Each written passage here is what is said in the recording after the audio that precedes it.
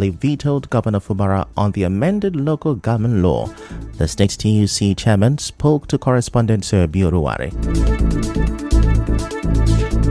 Any attack on Fubara is attack on labor, and we will deploy our union might to make sure that nothing happens to him, because if he's not allowed to govern River State, labor will suffer, and we are not ready to suffer. We are ready to continue to receive good leadership by example, the way he has continued to exhibit. If you stop him, you have stopped labor. I will not fold our hands and allow anybody to stop him, because if they stop him, they have stopped labor, and we will deploy our union might to ensure that they don't stop him. That is the position of TUC. Also, the chairman of the Inter-Party Advisory Council IPAC, River State Solswema Osaro, believes that the laws being made by Martin Amehulen-led lawmakers are intended to take over government. The state IPAC chairman called on the state lawmakers to stop heating up the politics.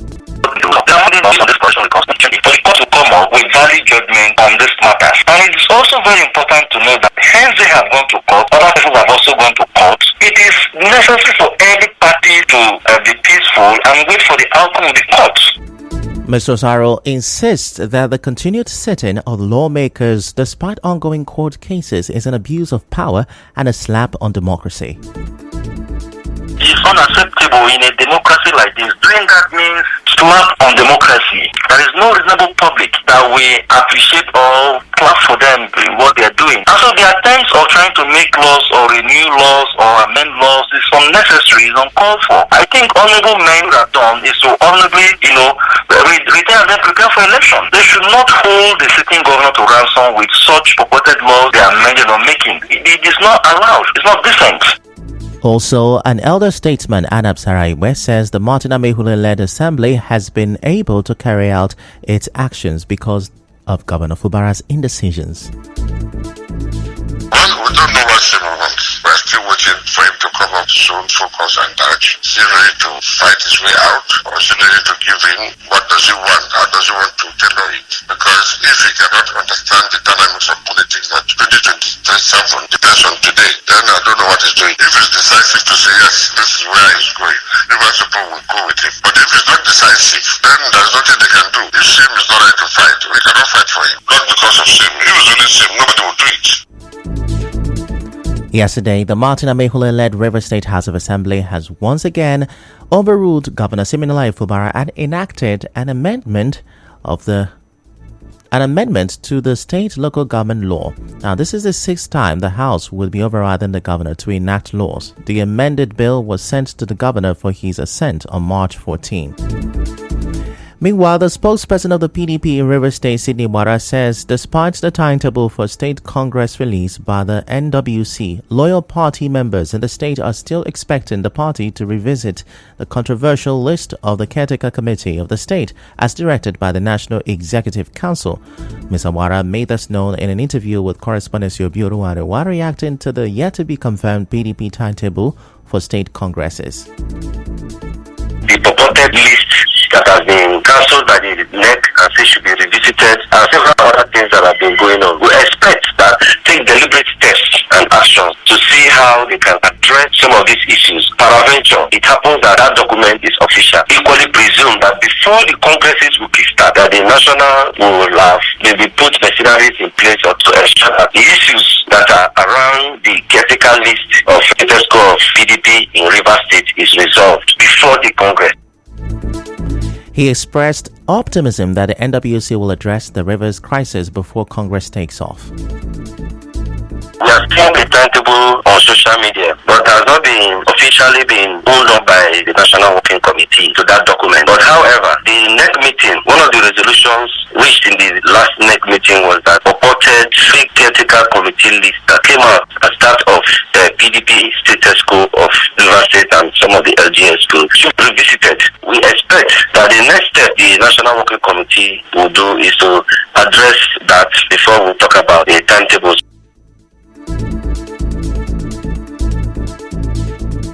The national spokesperson of PDP, Debo Ologunwaba, has yet to respond to questions from our correspondent. In other news, the national president of the Reformed Traders Association, Eddie Brad Chinedu, has called displaced shop owners at the Mile 1 Market, Rumuoji, Port Harcourt, to follow the right procedures for the allocation of new shops. Mr. Chinedu said this on Nigeria Info FM's Morning Crossfire. One, I'm there to protect the interests of the traders, then the shop owners. From the beginning of this exercise, the governor have given us a directive. The shop should be released to the genuine owners, and the committee will be working tirelessly for 2 months now. Yeah, we have interfaced with these persons. We went to court. We side with their lawyers. We discussed for a way forward. There have been an communicum. That understanding is there. Mr. Chinedu also spoke on the need for the traders to present their national identity number (NIN) before being allotted shops. There's a lot of fake documents. Now, the only thing that qualifies you to be a genuine original shop owner is when your name is found in the market government approved ledger. As a shop owner, you must present a document, number one. Number two, you must present your NIN. Remember, NIN carries everything about you. The community where you came from, the address, your name, everything. That is why we are using NIN. The minute we link it, if you have also before, we'll get the information.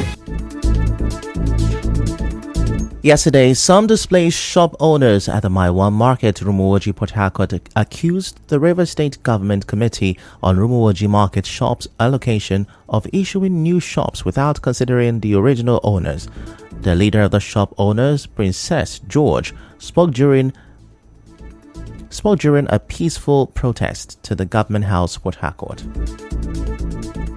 According to what was said, that priority will be given to shop owners. I am aware that since this form has been flying, the phase one that already exists in the market, they have been coming to get the same form. Now these people are coming and they are giving priority. Now they said in the committee we will all go together and we check and they will allocate what belongs to us. Then they will do what they want to do with the rest. But here I am today, they went, they did. Nobody called me, nobody told me, nobody informed me. I go, they don't answer me. The day of verification I went there, they did not answer me.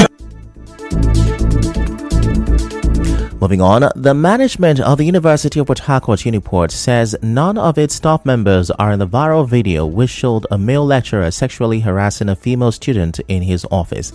The 47-second video shows a man in an office fondling a young woman. In what many say is a named Uniport lecturer notorious for sexual harassment, but in a statement, Uniport's head information publications and public relations, Sam Beno, said investigation has shown that the incident did not happen within the premises of Uniport. Dr. Beno said Uniport condemns any form of misconduct, especially those involving the safety and well-being of students. Earlier, Uniport Vice Chancellor Owunari George Will said the school management held an emergency meeting on Monday on the matter. In a statement, Professor Owunari said a panel was constituted to investigate the incident and report back to management within 5 days. The committee consists of Jonah Aprioko as chairman, Emeka Ihirim, Agatha Oza, Edwina Ama, and Edward Bristol Alawiria. Now, the statement said the registrar of the university would provide a secretary. Still to come, court dismisses suit seeking disqualification of governor, deputy governor of Bayelsa State. Stay with us.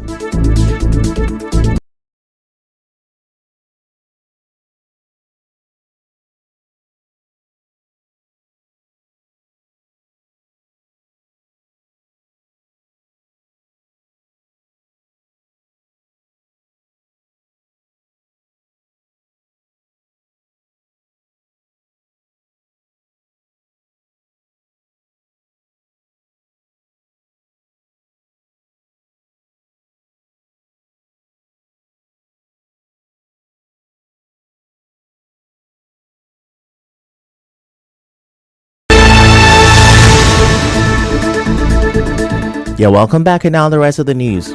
River State Governor Siminalayi Fubara has assured that despite the deliberate distractions by detractors, the state government will remain focused on delivering good governance to the people. Governor Fubara said this when the National Accountants of Nigeria, ANAN, visited him. Governor Fubara, who was represented by Deputy Governor Ngozi Odu, said he will remain focused to achieve the set targets in critical sectors. He also charged the association to remain consistent in professional financial practice, to institutionalize best practices, due diligence, and transparency in governance. Moving on, the House of Representatives Committee on Defense will on Thursday hold an investigative hearing into the incident leading to the murder of 17 military officials in the Okwama community of Uheli South local government area of Delta State. A statement jointly signed by the House Committee on Defense, Babajimi Benson, and the clerk of the House Committee on Defense, Musa Aliyu, called on members of the public and interested parties to provide the House Committee with useful information on the incident during the hearing. And now, a federal high court, Abuja, has dismissed a suit seeking the disqualification of Governor Dwediri of Bayelsa State and his deputy, Lawrence Erujabo. Justice Emeka Wite held that the suit lacked merit as a plaintiff failed to prove the allegation of certificate forgery leveled against the deputy governor beyond reasonable doubt. Justice Wite also awarded a cost of 500,000 naira against the plaintiff and in favor of the PDP. And now in business, the federal government has announced the unbundling of power distribution companies' discos along state sizes, which often lead to inefficiency. In entertainment, the controversial cross-dresser Idris Okuneye, popularly known as Bob Risky, has filed a notice of appeal challenging the 6-month maximum sentence given to him by a federal high court, Lagos. Counsel for Okuneye, Bimbo Kusano, who filed a notice of appeal, is also asking the court to replace the sentence with an option of 50,000 naira fine on each of the counts. In sports, UEFA is set to confirm whether nations will have 26-man squad for this summer's European Championship in Germany. And now, we'll bring you news from around the world. French police say 5 people, including a child, have died while trying to cross the channel from France to Britain. It comes as the UK's Parliament passed Prime Minister Rishi Sunak's flagship Rwanda bill. After months of wrangling, the government says the bill, which aims to send migrants arriving on small boats to Rwanda, will deter people smugglers.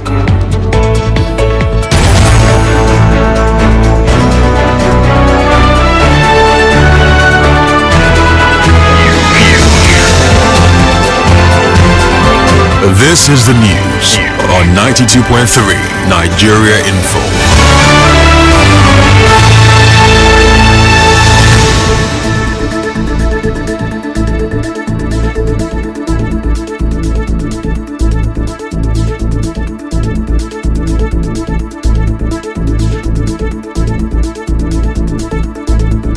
Now that's a wrap on the news this afternoon. Before we go, let's have a look at the major stories.